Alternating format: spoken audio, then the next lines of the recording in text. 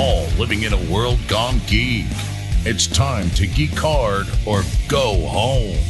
The website is fake, but the podcast is real. Here's your host, Grounded Geek. Welcome to episode 7. Episode 7 of the podcast is real, which in Star Wars time means that we've reached the sequel trilogy, which I guess means this episode will be pretty okay, but a lot like the first one. But it also means our next episode will either be one of the best or one of the worst, depending on who you talk to. And the one after that will just be 45 minutes of me desperately trying to please listeners by calling back to everything they ever might have liked about any of the other episodes, and ultimately just making folks wish we'd quit after episode 6. But here we are at episode 7. And as always, I've got my trusty panel with me, and it's loaded tonight, folks. Loaded panel. As always, my good friend Utah is here. Utah. Greetings, programs. Welcome. And the icebreaker question for this week. He's going to make this up as right on the spot. If you could travel through time, would you go back to meet your ancestors or forward to meet your descendants? Oh, wow. That was from the top of your head? No. Oh, okay. I was going to say, I want to travel back in time to right before you thought of that. I would like to travel back in time and come up with the icebreaker before we started, but I literally got that off the internet just now. So go ahead. That's fair. I would go back. I would go back in time because I was 3 when I left Taiwan. So I have no really meaningful memories of my homeland, my birthplace. And so I would go back because I heard a lot of stories and saw a lot of pictures. But yeah, I would go back. Very cool. All right. Also on the panel this week, welcoming for the first time to the World Gone Geek panel, Allea Stefan. Allea, welcome to the show. Hi. We're glad you're here. Same question for you. If you could go back and meet your descendants or forward to meet your descendants, which would you choose? I'm definitely the same as Utah. I would want to go backwards. And kind of for the same reason. So my mom is one of 14. She originally comes from Yugoslavia, and my grandfather is from Argentina. Yugoslavia is no longer there. Right. So I would love to see what is going on, what went on during that time frame. And that's cool. Just learn a little bit more about my culture. That's very fascinating. Cool. Both of you had very cool cultural answers to go back. Mine is not that exciting. So let's move on to the next person on our panel who may also have a much better answer than I will have. We have brought back one of our favorite guests of all time, Michael Knightmage Wilson, world-renowned cosplayer. Welcome back to the show. Hello. Thanks for having me back. We're so glad to see you. I thought I was banned. No, never. Oh, heck no. Never. But didn't pass the initiation. Yeah, I didn't pass the initiation. Tell us, though, whether you would travel forward or backwards to find out or to meet ancestors or descendants. So I have questions about this. Okay. That's the thing. Would you rather is always like that, isn't it? Like you got, what about this and what? No, you have to you just have to pick. No, but like, can I change things? Like, can I come back to the present with like new knowledge, or is it just for just observation? That's it. See, now you've totally sorry. You've ruined my question, and now you are banned from the show. But no, that's a good question. That's our show though. for this week. Let's assume that you're just going to be a fly on the wall, either in the past or the future, to see that. What would you want to experience? Actually, I gotta go with future. I gotta go with future.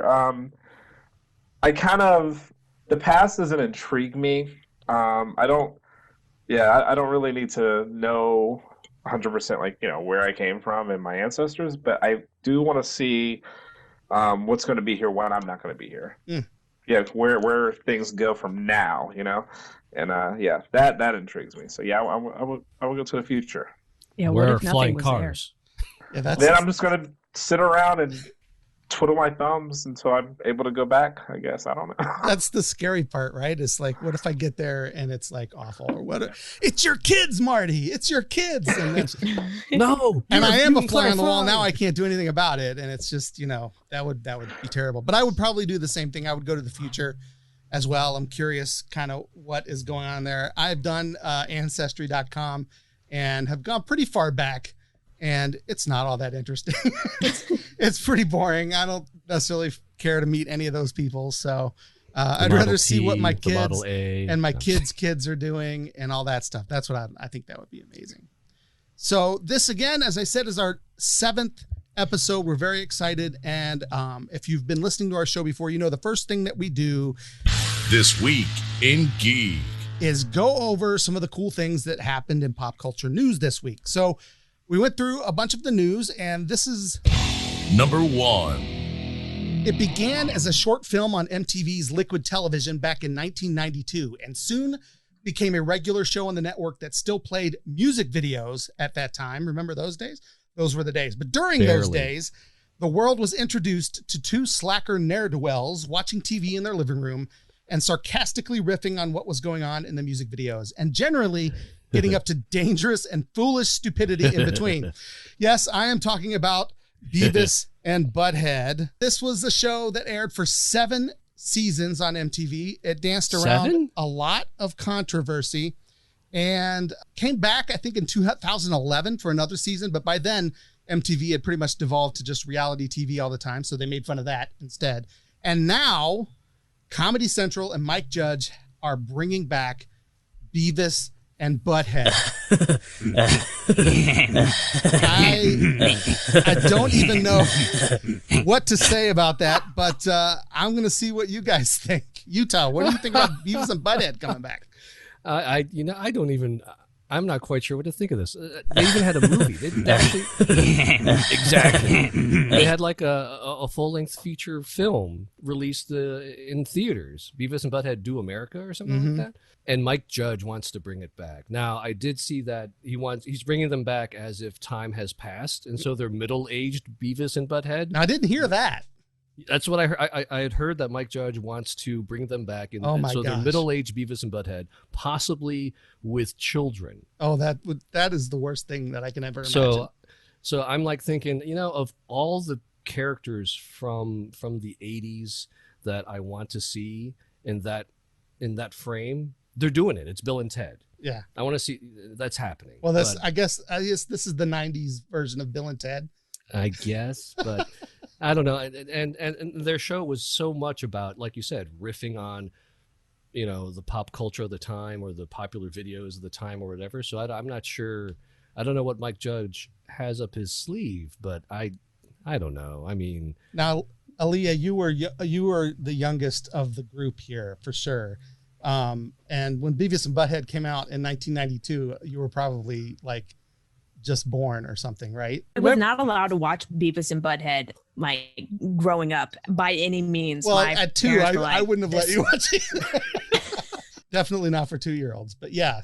So you don't, did you see you've seen it? And yes, I have seen it. I watched a few episodes.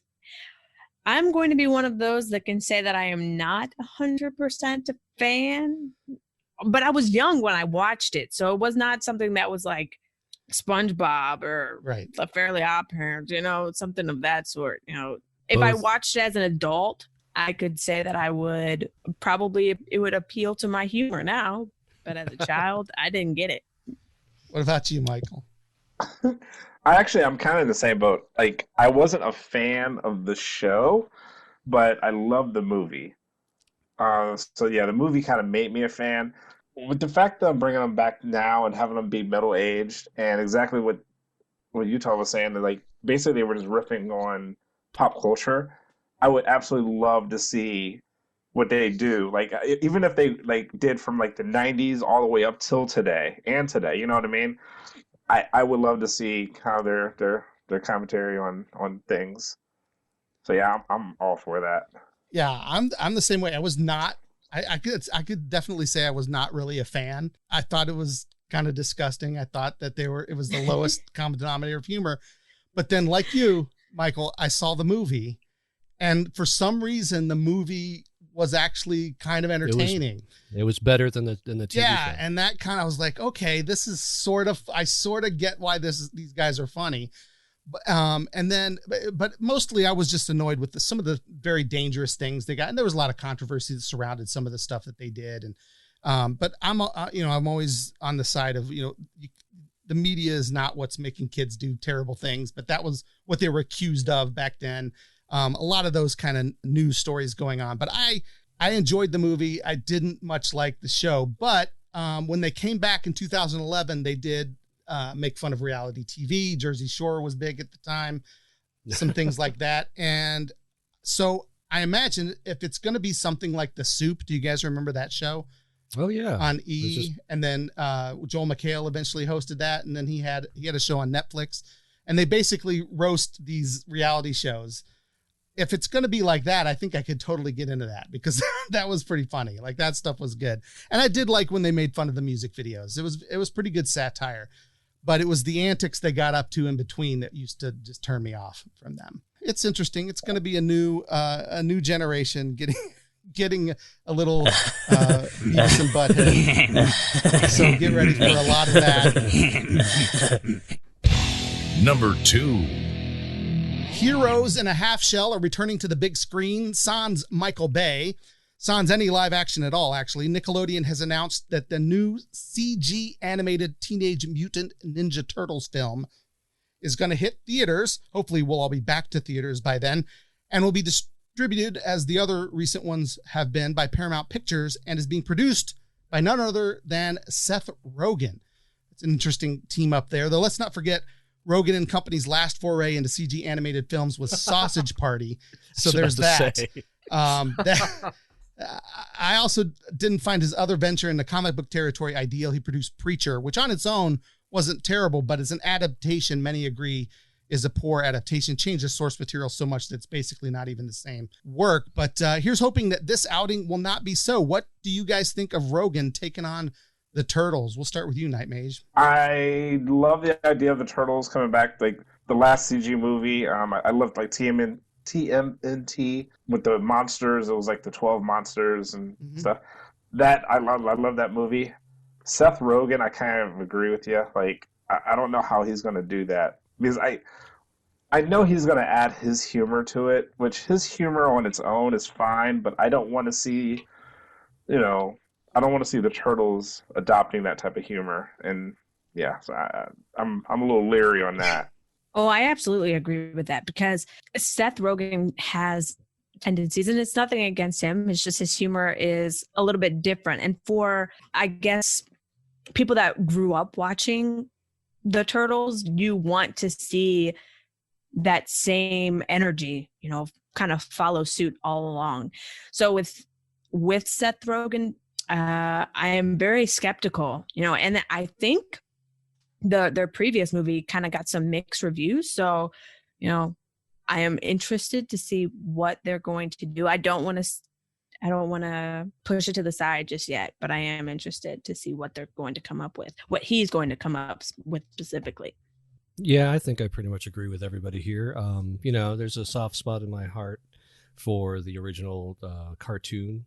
And I have to say, I really enjoyed the first live action movies, even the one with Vanilla Ice. And what about part 3 though? Did you like part 3? I did not like part 3, but anyway. and I wasn't a fan of Michael Bay's version either. That, but granted, I've only seen half of that movie, so maybe the other half is better. I'm curious to see what happens. I am a little leery about Seth Rogen. I'd like to think that he has the ability to respect the source material and not go too much with his style and his humor. I know that they brought him on because they wanted to make it funnier, I guess. But at the same time, I don't know. I didn't think the Turtles had to be that funny in order to be a good show. So we'll see. I'm willing to give it a shot. I'm willing to give it a chance, but I'm not super optimistic that it's going to be something that I'll really enjoy. I was going to say, watch it be fantastic, and we're just sitting over here like roasting it. Yeah. And then, right. Well, I mean, the good news is that he's producing it with his production company, Point Grey Pictures, right, along with Evan Goldberg. They've produced a lot of the movies that he's been in lately, and including, like I said, the last time they did CG, which was the just god awful Sausage Party. Just the trailer alone made me cringe. It's so bad.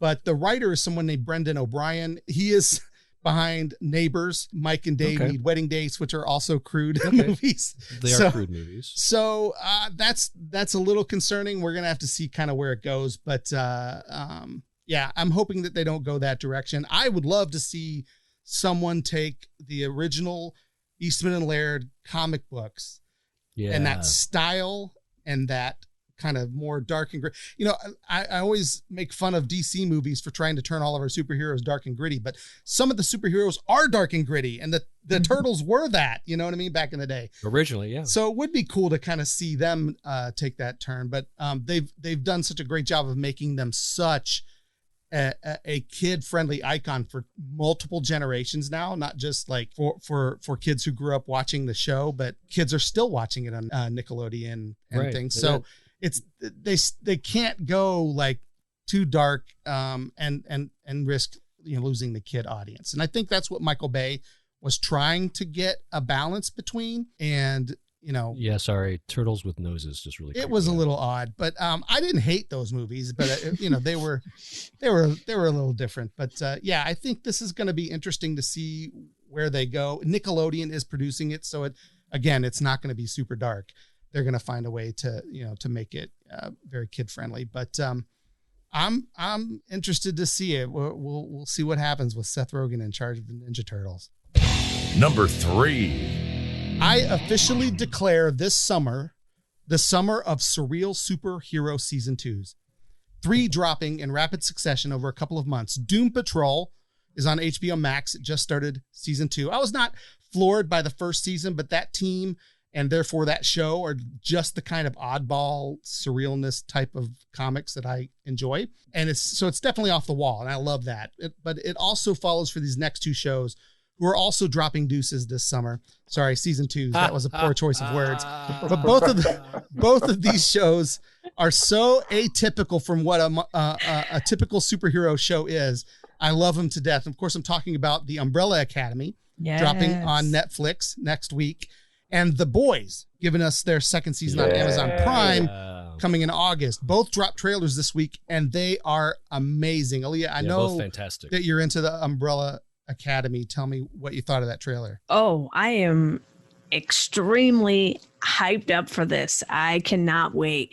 I am actually going to have to rewatch the Umbrella Academy because I watched it when it first came out, and that was quite some time ago. So I need to kind of recap, but I am very excited, and it looks pretty action packed. And I know that's probably what a lot of people enjoy, and kind of keeps you on your toes, especially since, you know, how they left you off on a cliffhanger.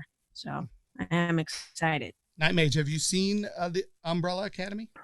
I haven't, and I keep meaning to because I keep hearing all amazing things about it. I haven't checked it out yet though. How about The Boys? That's a different story. So The Boys, I am so happy and so excited for season 2. Like that, oh my god, this looks so good. And I have a feeling, like I don't know who's read the comics, but the comics are really dark. And I have a feeling that season 2 is going to kind of delve more into the comic lore. And if they do, man, it's going to be really bold. Like, because it gets, like, season 1 was pretty dark and, you know, gruesome, but it just gets way worse. I'm so excited. Season 1 of The Boys was just a dip of the toe into the darkness pool that is The Boys. And I mean, the way it ended was a really nice segue into season 2. And you're right, it does look like, just from the trailer alone, it looks like it's going to be really dark. And I think I see the Homelander from the comic books coming to life in a very, very visceral sort of way. Umbrella Academy is awesome. Like Allea, I'm going to have to rewatch the season before I dive into season 2 because it was such a good show, and to visit that world again is going to be something exciting. It does look like it's going to be more action packed this time around because I felt like the first season was kind of a slow burn. Mm-hmm. It was a very, very very atmospheric sort of show, but it was so great to see the characters develop and evolve right in front of you. So Doom Patrol. Brendan Fraser's best work. Doom Patrol. I don't know. The Mummy is still pretty good. You're right. The Mummy is really good, and George of the Jungle is pretty good too. And I like Bedazzled. Let's talk about Encino Oh my gosh! Man. Yes, Encino Man. And Bedazzled was not necessarily Brendan. It was Elizabeth Hurley. Good point. But no, Doom Patrol is also very good. I didn't have high expectations for it coming in, but I found myself really liking the first season. So I'm glad that there's a second season because there was a time where I thought that it was not going to survive, and I'm glad it is. Yeah, I am super excited for both Umbrella Academy and The Boys, though. And what I really like about both of those shows, and you kind of touched on it, Knightmage, they both shows are based on great, very kind of good comic books. But I didn't really like The Boys comic book. It did get to the point where I just didn't like it anymore. Like, it's like, I don't like these characters. I don't like these people. I don't like even the good guys. Nobody. And that's the point. There was nothing in there that was great. But that's the point. The show is different. The show that's true. Has made changes that has made it better than the comic, in my opinion. And I felt like the Umbrella Academy did the same way. I mean, they're good on their own merits. Do you know what I mean? Umbrella Academy, the comic is great, but what they changed to make the show was good. Like, they did good things. And I can't stand when things change so drastically and then aren't, or they lose the spirit of the original. We talked about Preacher earlier and on Seth Rogen. I felt like that show kind of lost what the comic was about. It became something different. Whereas these shows, I felt like they were expanded upon and became better in this format. So I enjoy both of those shows quite a lot. And yeah, I know exactly what you're talking about with season 2 and the things that are coming. And I hope, I hope it can keep some of that balance that it had in the first season. We'll see. I don't know. We'll see what's going to happen. But yeah, it's probably one of the best superhero shows on TV right now, but it is dark. It's gory. It's not, it's definitely not for children. Number 4.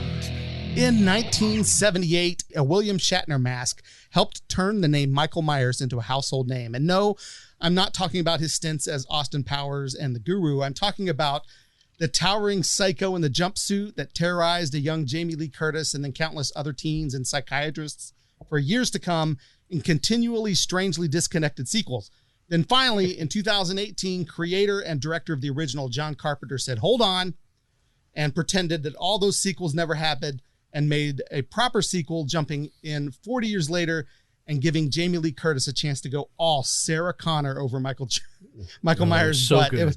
It was so good. John Carpenter isn't done there. This week, he dropped a teaser in the form of a scene, presumably the opening scene of an all-new sequel, Halloween Kills. And it's wild. It literally picks up right where the credits began in the last one, right? We see Laurie and what's left of her family in the back of that pickup truck as first responders do what first responders do. They rush to the aid of Laurie's burning home. But you're like, no, don't do that. Let it burn. And they're screaming, and it's just, it's a great moment. I thought, what a cool way to start this movie. If that's what it's like, takes everything that just happened and it's like heroes are going to come in and do what they do. And it's like, no, at this time, don't do it. I just thought that was kind of cool. Did you guys see that? I haven't seen that. Man, I have a love-hate relationship with Halloween. So I honestly, Michael Myers is like my favorite slasher. Like, I love the franchise. I actually even like Halloween 3. Like, to me, that's part of the Halloween lore. But here's the thing. When I like the first one, remake, but by him cutting out and saying it's a direct sequel to the very first Halloween and disregarding 2 and all the other ones, it makes it extremely confusing as to Michael Myers' motives. And that's why I don't know, I can't get with this. Like, I'm gonna watch it because it's Halloween, but I don't know. I'm just not as invested as I wish I was. Like, I honestly, I wish it was a sequel. Like, you can even do a sequel to like Halloween H2O. I don't care. Like, just make it a continuation. Regardless, I'll watch it. It's Michael Myers. I got you. What about you, Allea? Are you into the Halloween movies? No, not at all. Not at all. I am not. More so because I don't like scary movies. Okay. And this is like something that That's fair. I have never, maybe you guys can answer this question for me because I have no idea. We watch movies for entertainment, yes? What about scary movies is entertaining? I don't understand. Do you just enjoy the to be frightened? Like, what? Do you go to haunted houses? Absolutely not. Who does that? No, I'm Do you just like- kidding. I do, but it just like Do you like roller coasters? To a certain extent. To a certain extent. I ride them, but I understand but you don't enjoy. I sound like a masochist or something, like someone that just enjoys pain. But that's something that I cannot. I just sit there, with my fingers, slightly peeking through my fingers the entire time. And my younger sister, she's the one that watches it and laughs. Like there's like the people that like her that laugh, and then there's those people that like me that just peek through her fingers and just has to watch a funny movie afterwards in order to get everything out of your brain. Cleanse the palate. Have to cleanse the clean palate. it. Yep. Yeah. Yep. I totally get that. I'm really excited. I really, really enjoyed John Carpenter's Halloween with the old Laurie Strode and her turning. I mean, it was so great to see her turn from being the victim into fighting back the way she did. And it was a nice twist at the end with her daughter. And I had no idea about the sequels, Halloween Kills and Halloween Ends. They announced both of those at the same time. And so John Carpenter already had a trilogy arc of sequels to the, in mind already. So I can't wait. If it's more of the second one, I guess now, not the first one, the first new one, then I'm all for it. And I've heard they've called it the Avengers of Halloween because a lot of old characters from the original movie are coming back as like survivors from the first movie, from the first killing spree. And so I feel like survivors.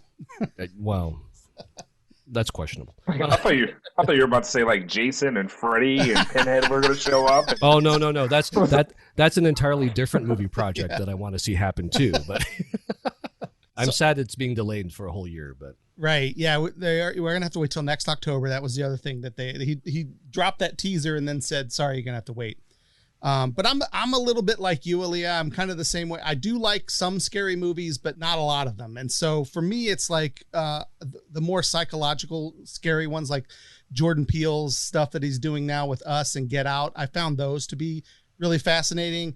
I'm not a big fan of the slashers, but I used to be, right? So Halloween kinda is more of a nostalgic thing for me. I watched the 2018 one because I gave up on the Halloween movies a while ago. Like they got kind of crazy. You know what I mean?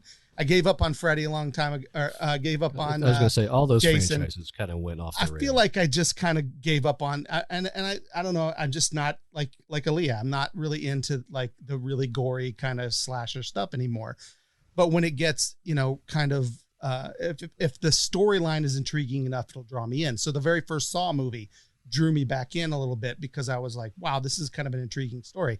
And then I was gone and I'm like, nope, I was dipped my toe back in and now I'm going because the rest of them kind of went crazy. The rest of them just went gore. Yeah. So when I found out that this one had John Carpenter involved again, I was like, okay, now I'm interested and I want to watch this. So I guess that's where I come in a little different from you, Knightmage. I like the idea of this director getting a chance to do his own thing or, kind of like continue his kind of like if James Cameron would come back and direct a real Terminator movie, like not just produce or co-write or just, have his name on pencil his name in at the Yeah. bottom of the credits, that kind of stuff. No, if he actually directed like a real Terminator sequel that forgot the other ones, I'd be okay with that. Even though I like some of the other ones, it's not like a knock. It's like, oh, that would be cool to see that original guy come back. Right. So for me, that's what this foray into Halloween has been. And so I'm interested to see where it goes. I just like look behind me and I see Michael Myers. You got your doll. I see Yeah, your I've doll. been staring at that the They're entire staring time. at me, judging me right now. Like, One of the biggest reasons why I don't like scary movies is because when I was a kid, I have a dad that loves to scare me. So he wore a It mask And this is not just the only one. It was also a Scream, or yeah, that's it, right? Scream, yeah. Yeah. And then Ghostface. yes, and he went out. One, he would come to my room at very late in the night and would freak me out with the clown mask, tapped on my window in the middle of the night. Also, no wonder you don't like scary he movies. also had my you little live in sister. one. He also had my little sister. This was right after I got done watching The Ring with my older sister, and he had my little sister has really long hair. Crawl into my bedroom at night when I am fast asleep and made the sound. It just that same sound. Yeah, it was horrible. So I just am not a scary movie gal after that. You don't have to go to the scary movies. Yeah, you've lived here. them. And I watched Leprechaun as a kid. I'm sure that. Oh, jeez. That was so no lucky charms for you then. No. Number 5.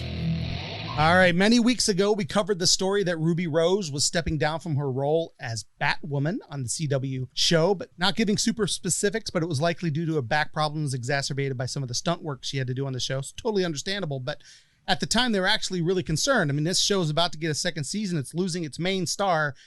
And this week, we found out instead of recasting the character Kate Kane, who, spoiler alert, is the alter ego of Batwoman. Sorry, guys, if you didn't know that. What? They have decided to create a new character who will take up the cowl. The writer said they're not going to ignore the fact that Kate Kane is gone. They're not just going to pretend like she's just not in the story. They're going to actually work it into the central mystery of whatever's going on in season 2. So her disappearance or her being gone, I guess they're going to work it into season 2. And I think that leaves it open for Ruby Rose to peek back in here and there as a cameo or some sort of reveal in the season, but it'll still allow this new Batwoman to take over. So the current choice, Javicia Leslie, is going to don the cape. She's plays the sister on God Friended Me, a show that I don't watch. But it was an interesting premise, but I have not seen it. And I watched a little extended trailer and I saw her deliver a line in that trailer. So I know that she does act. But yeah, no, it's very exciting that she is not what I have no other work that she's done. Fair. I've seen nothing else that she's done.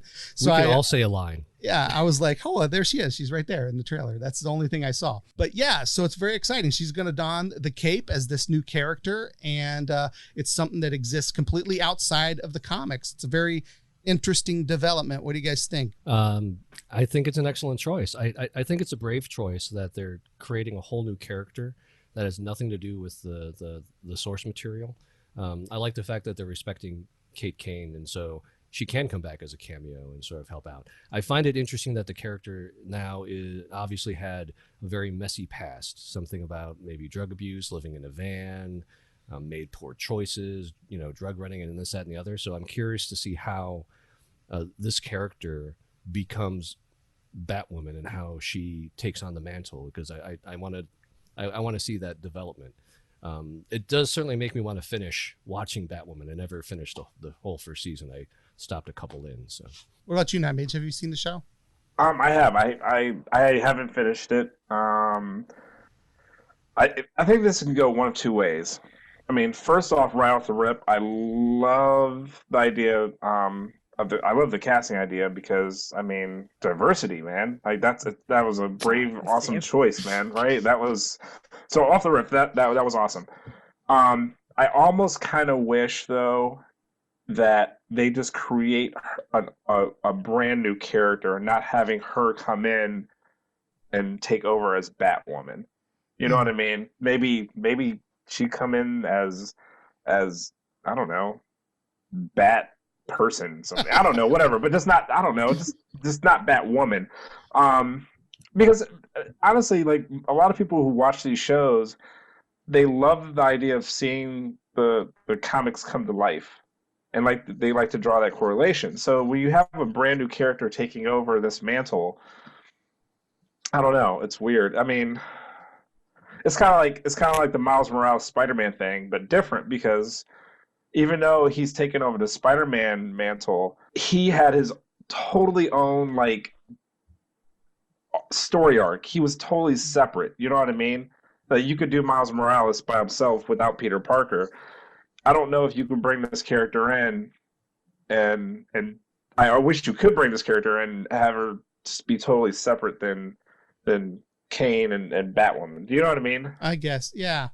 I think part of the reason Spider-Man or Peter Parker and Miles Morales work so well is, I mean, Peter Parker was Spider-Man forever before Miles Morales, you know what I mean? Whereas this is a character people just got used to for over a season. In fact, even the comic book is not that old, right? Like, or at least this take on that character is not that old. It's only, in the past, I don't know, however many years that's kind of not even 5. I think. Yeah. So all of that is still pretty new. And so to just totally, it is going to, throw some people off, but yeah, I think it's an interesting way to do it. I think I love the fact that it does give them a chance to bring Ruby Rose back to play the role without having to do the stunts necessarily. Maybe she'll be like a mentor role, kind of like Bruce leading, the Batman Beyond kind of character. So it's like, she could come back as Batwoman Beyond. There you go. Knightmage. That would have fixed it right there, right? Yeah. Okay, that works. Yeah. Just change the costume. Oh no, that doesn't work. But here's the thing. Go ahead. Oh, I was gonna say, it would be really cool if, because I've only kind of I guess I've really only seen this once, is if they introduce her, and then that character just becomes so popular that they ended up, making her an actual comic character. Mm-hmm. So kind of like how they did with Harley Quinn. Right. Introducing her in the animated series, she just became so popular that they just had to move her over to the comics, Yeah. So that would be kind of cool if that happened. Yeah, it's an interesting development. It's definitely not something that we've seen before. They were kind of stuck heading into a season 2 without a plan, and now they've got a plan. So we're going to see what that looks like.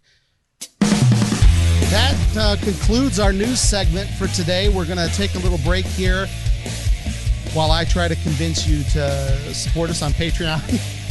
And once we've done that, we'll come back. We'll talk some more with Michael Knightmage Wilson about cosplays and cons, and we're going to have a conversation. We'll be back after this. Hey, everybody. We hope you're enjoying The Podcast is Real, which is the official podcast here at World Gone Geek. We hope you enjoy the website, worldgonegeek.com, which is a parody and satire site of pop culture news. We really enjoy doing it, so we hope that you enjoy reading it and listening to the podcast. But many of you have asked, how can you help? What can you do to support the podcast? Well, most importantly, spread the word. Let people know what's going on. Follow us on Facebook. Follow us on Twitter, follow us on Instagram, share the tweets, share the posts, share the grams, whatever. All of those things go a long way in letting people know that we're here. People jump on these things and listen to podcasts mostly via word of mouth. So tell people what we're doing. We'd love that. Another way you can support us is by, in your favorite podcast app, find a way to give us a review.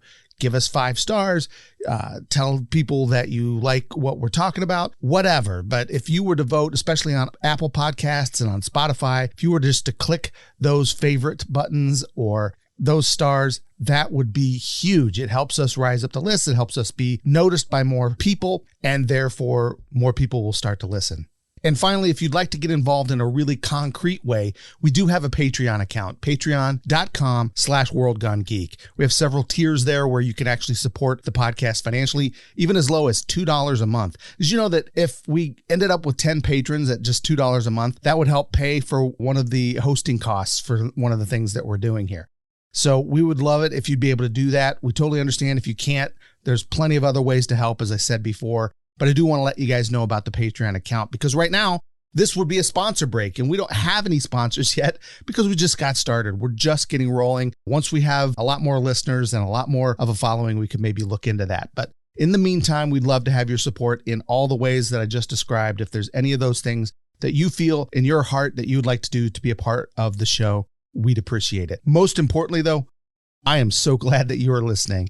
Thank you. Thank you for downloading this podcast and listening, because that means the world to me. We're not just talking out into the air, that there are people on the other end actually appreciating what we do. Thanks so much for being there. Let's get back to the show.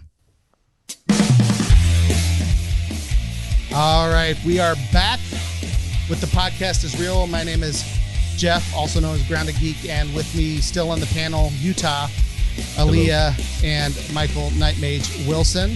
Hello. We are glad that they are here, and we are going to continue our conversation. During the break, I did have to endure a little bit of being made to feel guilty about my ridiculous conversation joke, so I will apologize now for that, since now that we're back. But Thank you. There you go. Yeah. But we want to thank you for coming on the show. Michael, you've been here before. We've talked about your adventures in cosplay and some of what kind of got you into doing cosplay back in the day, which was a Wednesday. And I'm kidding. It's always a Wednesday. That's why I've decided. Whenever you say back in the day, it's always a Wednesday. But you told us a lot, but there were some things that we didn't get to. And you and I have had conversations before, and I know there's a lot more to tell. And there's basically two specific stories that I would like you to, or experiences that you've had that I would like you to share with our listeners. And one I told you before we started, and the other I didn't tell you, but I want to start there because I would like you to tell everyone where you came up with the name and why you are Knightmage. Yeah. So, all right. Do you remember? I do. That's why I want. See? That's why I want you to tell this story. Go ahead.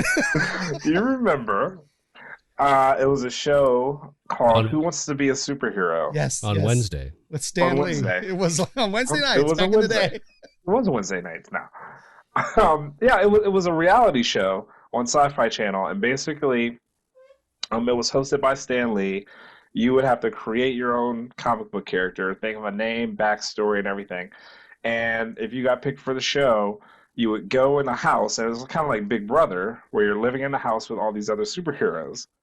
And Stan Lee would come on the video screen, and he would give you a task. He'd say, I want you to go down to the deli and get me a sandwich. So you got to go down to the deli and get him a sandwich. But,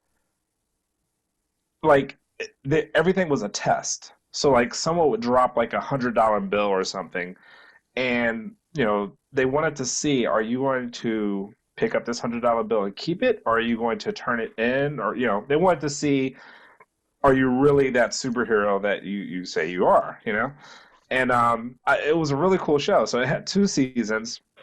The first season I just watched, and then the second season I'm like, yeah, I got to audition for this. So I thought of a character. The character was Knightmage, and it was basically a cross between a Jedi Knight and Doctor Strange.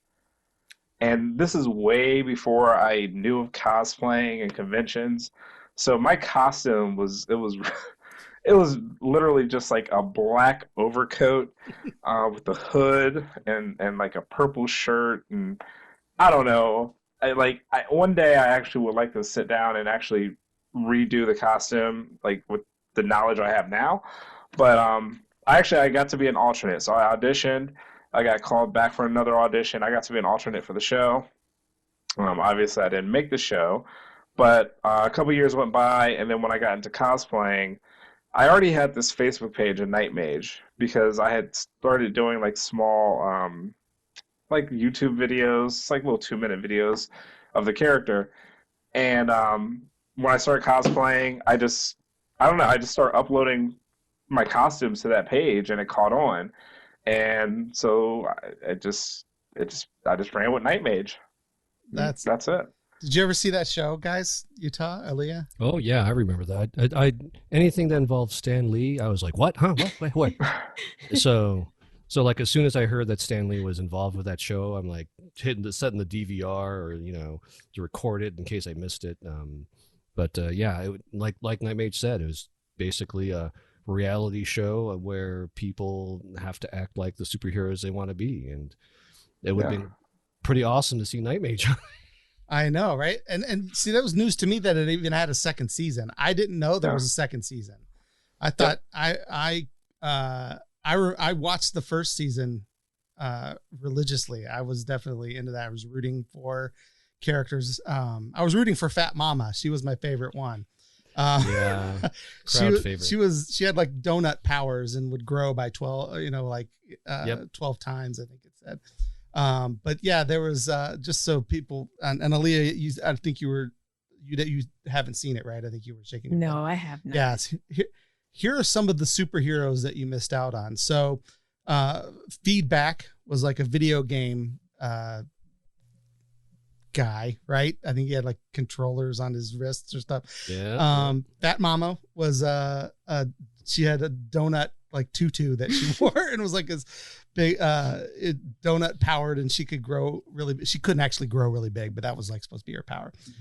Major Victory, Lemuria, Creature, Tyveculus. I remember that guy.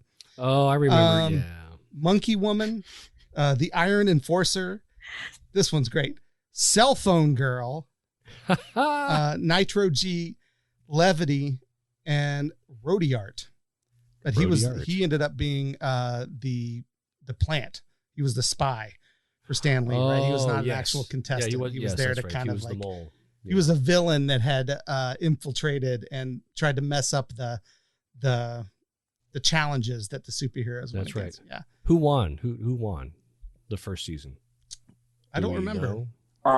It was Feedback. It was Feedback. Yeah. It came. I remember Fat Mama being down like in the finals or something. But It was her and Feedback. It looks like, if I'm reading this correctly, in the finals. So very interesting. Actually, with the second season, it was it's actually I became friends with the guy who won, Jared Crippen, and he in real life he was a Austin PD police officer, and his character was the Diffuser, which was he was basically like, I guess he was a cop.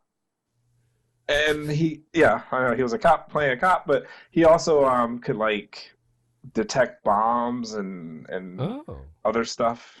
It was kind of pretty cool.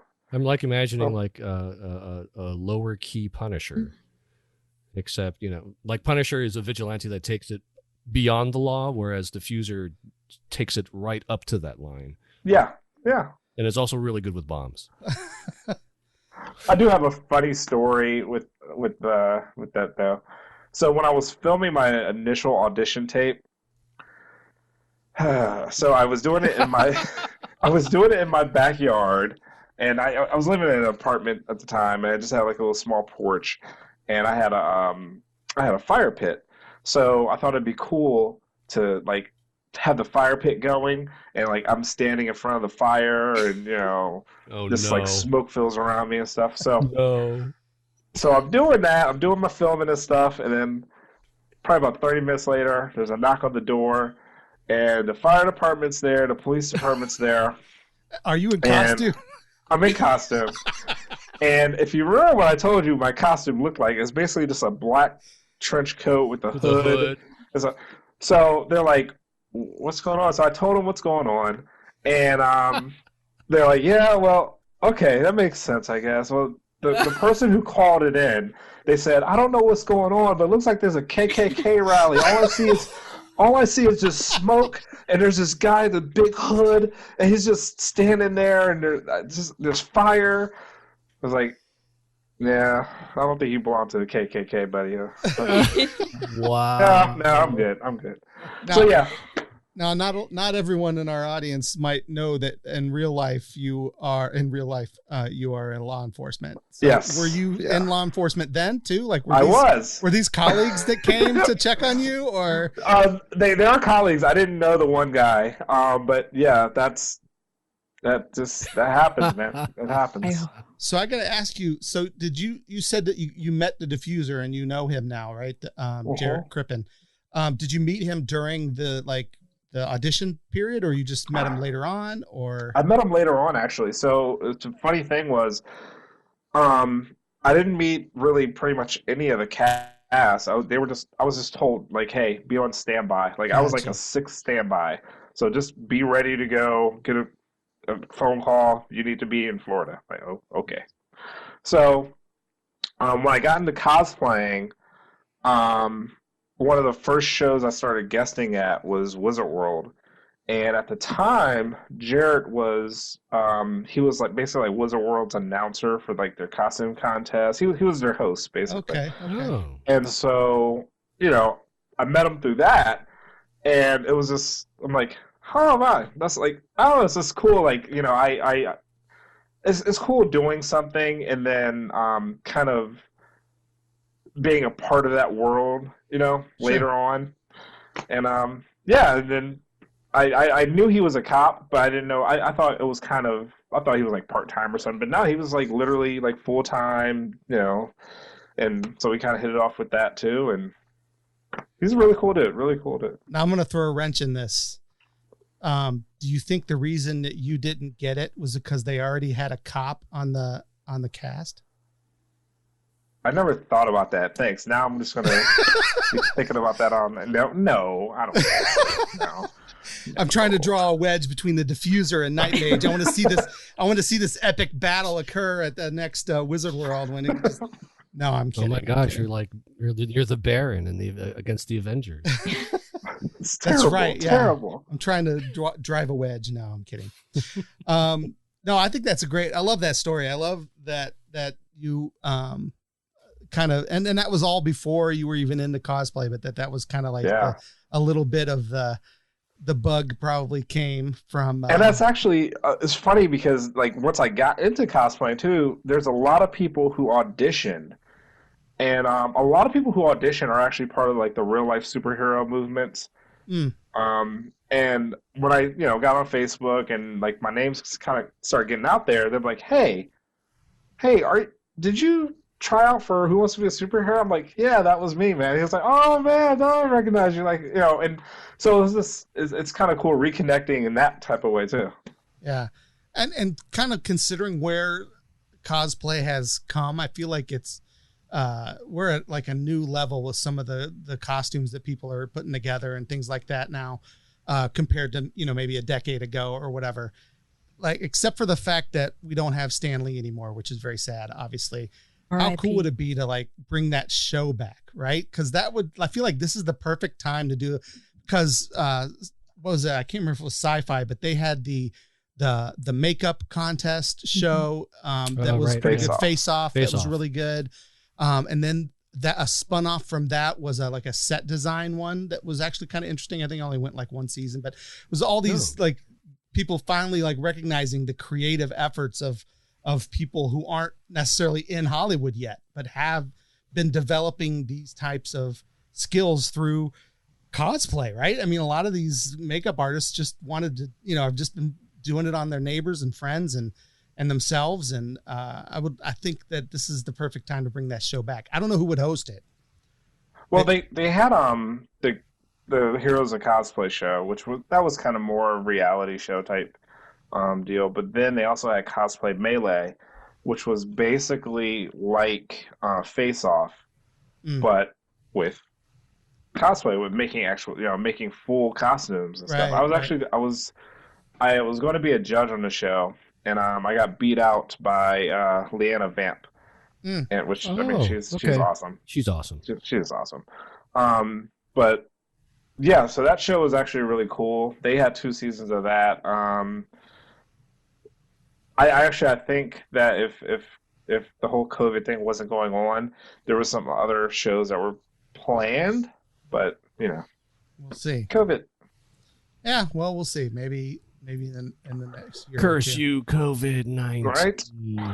So whenever I introduce you, I always say world renowned, because you have traveled the world as a cosplayer. I think that's pretty exciting. Tell us where you've been, where in the world is Knightmage or has Knightmage been because of his desire to wear costumes Knightmage? And where's it taking you? It's taken me a lot, man. Like everywhere I go, I always have to kind of sit down. Like, I'm here because I like to dress up in spandex. Like, it's just it's so odd. But no, I've been to the Middle East. The Middle East, I've done a lot there. A lot of their first time shows, whether it's like for like a gaming show like League of Legends or a Comic-Con, I've done a lot of their firsts. So I actually have a huge following over there. It's kind of odd. Middle East, Ireland, Barbados, of course Canada. Canada doesn't count. Canada does. Oh, come Why? on. No. I mean it counts as being, but it's basically like it's basically like going. It's north. technically international It is travel. Technically, yeah. It is. If I can get there, you can in drive just there, a couple of hours, then it doesn't feel far enough away. I'm sorry. No, I'm just joking. It's not a knock on Canada. I'm just saying it's like if I went there, I've been there. I drove across the bridge from Michigan, Detroit, Yeah. right in Michigan to get over there, and I ate at Taco Bell.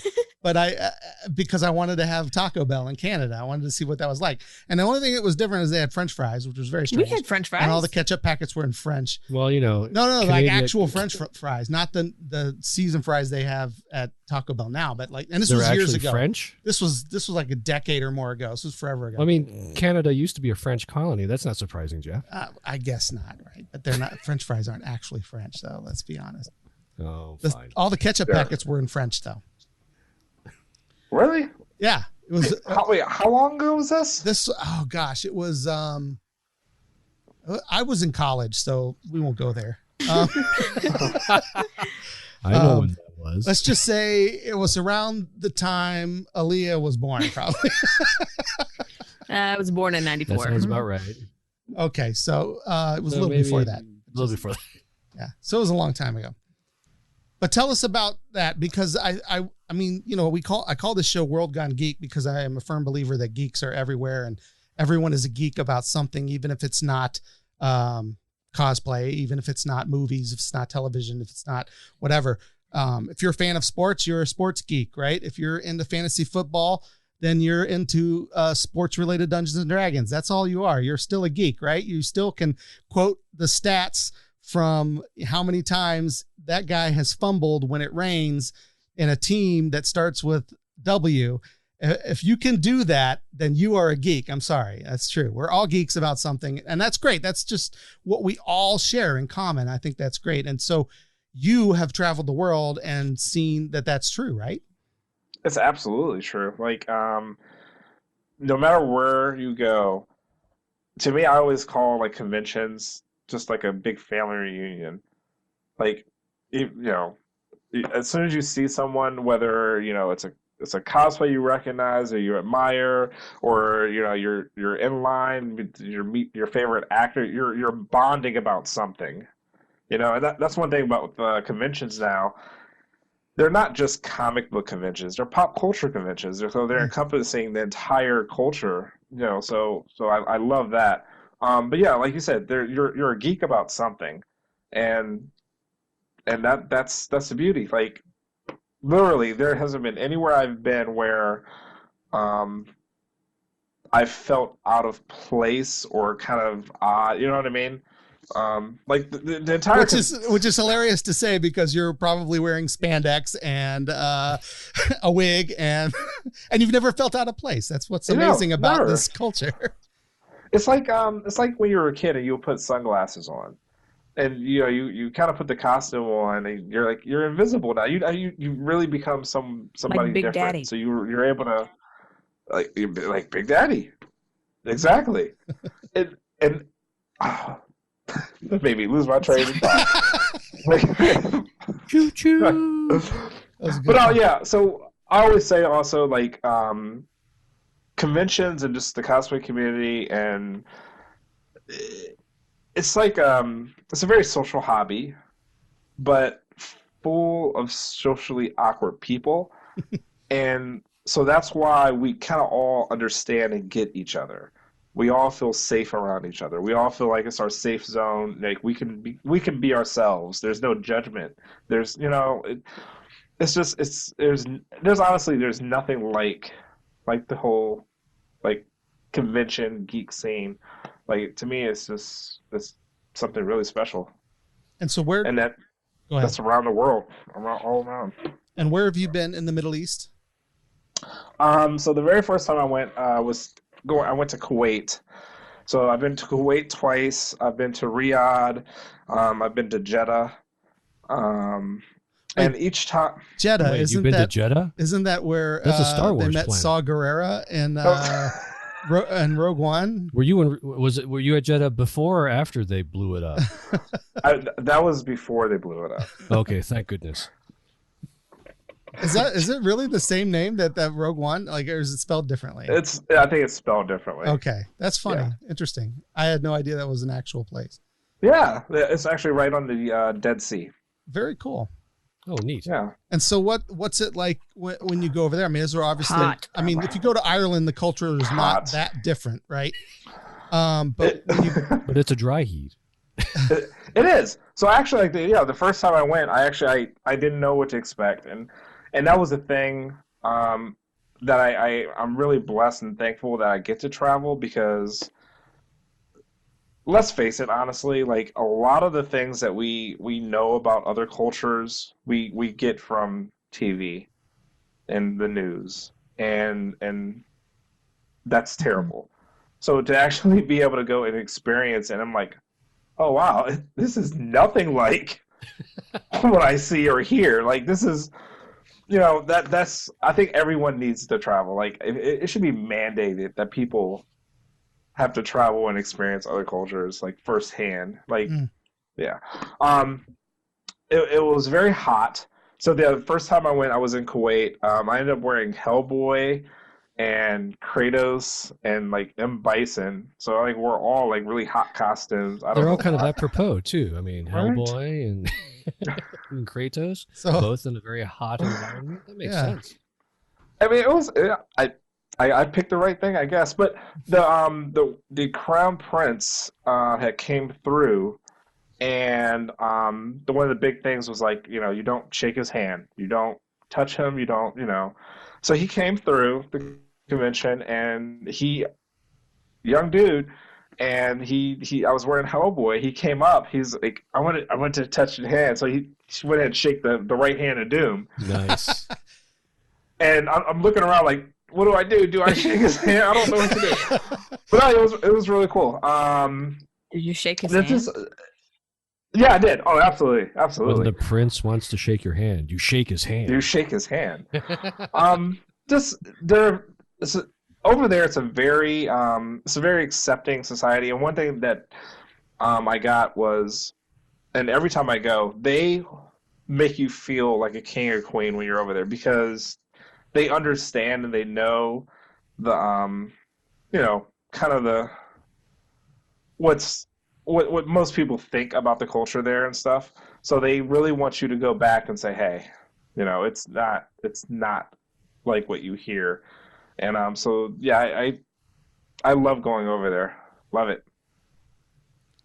That's awesome. So is there one, let me ask before we finish up, one more question, and as you're globe trotting around the world in costumes, what's one place in the world that you haven't been yet in costume that you hope will invite you to con? And because all these foreign cons are listening to this show, and so they're going to hear you. And we're number one everywhere else in the world. That's right. Yes. Hey, we talked about it last week. We have a list. We have at least one. I got one listen in Mexico, and 2 listens now in France. Canada. So here we go. France. Yeah, no, the actual France, not the Canada version of France, but the France. Listen, France version. It's not always about how many people are listening to you. It's about who is listening. I know to you. who. Yeah. So you never know. If the place you choose is in France, we might be able to work some out for you. It's not. It's not. It's actually. It's sorry, French listeners. We love you. Oh, South Africa. South Africa. Oh, yeah. very cool. Yeah, Africa Comic Con. Reed Pop actually just kind of recently put on a show there, and so they do their show there. And I don't know. I'm really, really intrigued about going there. One thing I love, like going to places like that, is like they don't have the same materials as we have, but the creativity that they put into it is like, I mean, it's honestly, it's probably, for lack of better words, it's more advanced than anything that we do, just because of the lack of materials that they do have. The kind of ingenuity it takes to do it with what they have. Yeah. it's amazing. And they do a lot of more performance arts. So like with their costume contest, wow, over here it's about the craftsmanship on it. Over there, the craftsmanship is important, but it's also about embodying the character and becoming the character. So they do a lot of like actual stage performances as the character, and that's huge over there. I love it. I love it. Love it. That's really cool. Now, have you had to do that anywhere? No. So like I said, everything here is pretty much, it's just craftsmanship based. But I haven't competed since I like started. I've been judging. You're the judge now, right? You're a judge in a lot of cosplay contests. But I think I would actually maybe next year I'll actually go and compete in like a performance competition. Cool. I have no idea as what or anything, but yeah, that'd be cool. You've inspired me. All right, well, Michael, it's always great to have you on the show. We're glad you're here. Where are you going to be next? I know that almost no one is doing like actual cons, right? No, I mean, but my living room. You've been making some appearances on some panels and judging some contests. Is there anything coming up that you have scheduled that somebody could see you? Well, I actually just got done. Actually, there is a Middle East Con online competition that it's going to be happening. I'm going to be actually posting about that in probably either tomorrow or the next day. We got the scoop. You got the scoop. We got the scoop.